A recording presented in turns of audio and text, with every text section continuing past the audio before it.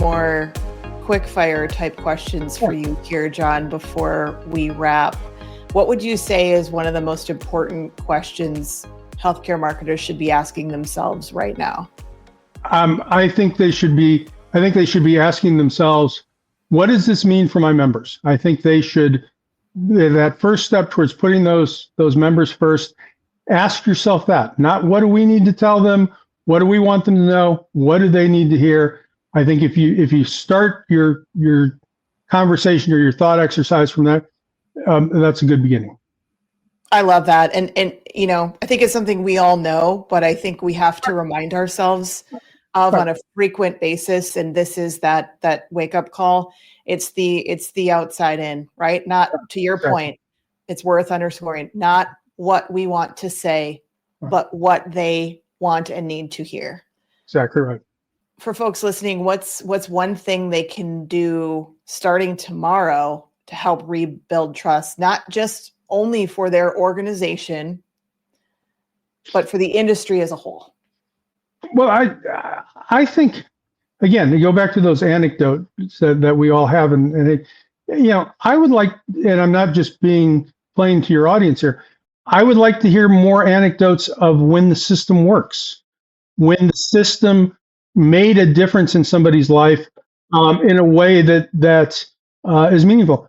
Again, bad news often leads the news, right? There for a reason, but there's a place for the good news stories too there. And I think all of your audience will know this industry does a lot of good. It makes it possible for people who wouldn't get access to quality care to have access to that quality care and make, not only changes in their quality of life, to literally save their lives. Sometimes that's, it's not a high priority because there's always something urgent, but boy, I sure would like to see more of those.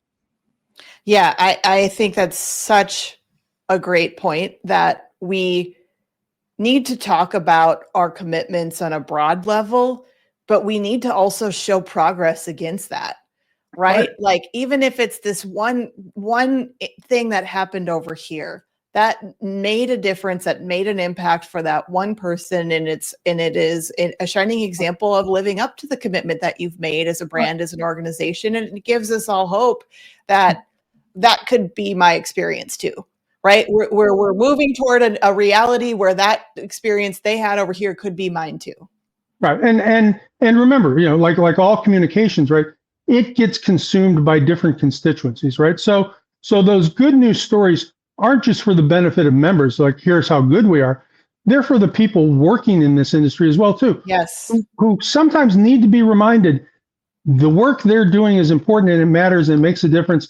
And they don't have to look at their shoes and mumble when somebody says, what do you do for a living? You can say, I do things like this. And honestly and sincerely, be proud of that work, because you should be proud of it. Because again, the story of this industry, as complicated and as messy and as unplanned as it is, and as expensive as it is, right? I mean, it's healthcare is like a $6 trillion business in the United States. With all of that said, it still delivers healthcare of a quality that people come to this country for. So yes, you don't ever lose sight of that fact either. Yeah, I think that's a great point for us to end on. I firmly believe that as an industry, we are doing far more good than bad. It is why we are here. It's very mission driven, and we owe it to ourselves, our colleagues, but most importantly, the audiences we serve, the customers we serve, whether they're members or patients or whoever else in these stakeholder groups. We owe it to them to continue to tell those stories of why we wake up every day and do what we do, and the commitments we're going to continue, and even talk about the really gnarly problems that exist, and own it and acknowledge it and say, this is hard and we don't have an immediate solution, but we're working towards it. And here are just some small examples of some little steps we've taken towards that. Right. I think that sometimes in our world, larger corporations, being somewhat bureaucratic in the approach to communications at times, we don't let those stories out, or we can't find them. They're the ninth thing on your to-do list. Yes. And your whole day is consumed doing the first 6 because they're urgent and they've got a faster deadline or whatever. Yes.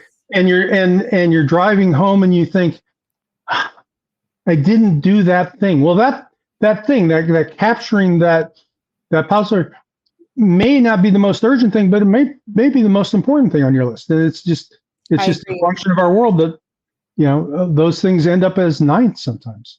And it's why we do what we do with our clients, because to your point, they don't have the luxury maybe every single day to focus on the more proactive unearthing of these stories. And, when our philosophy and when we talk about thought leadership, we don't mean it in terms of promoting the organization and just making yourself look good. We mean it in terms of framing it from the audience, the patient-centric lens in the world. What are the problems that are keeping those people up at night? And what are your ideas for how to solve those? And what are you doing to solve them? And how can you be a steward in linking arms with other innovators and thought leaders to actually tackle some of this really gnarly stuff, so that we're not sitting here another 12 months from now saying, gosh, we really didn't make any progress on that key pain point that people have, but really owning that and being committed to being part of the change.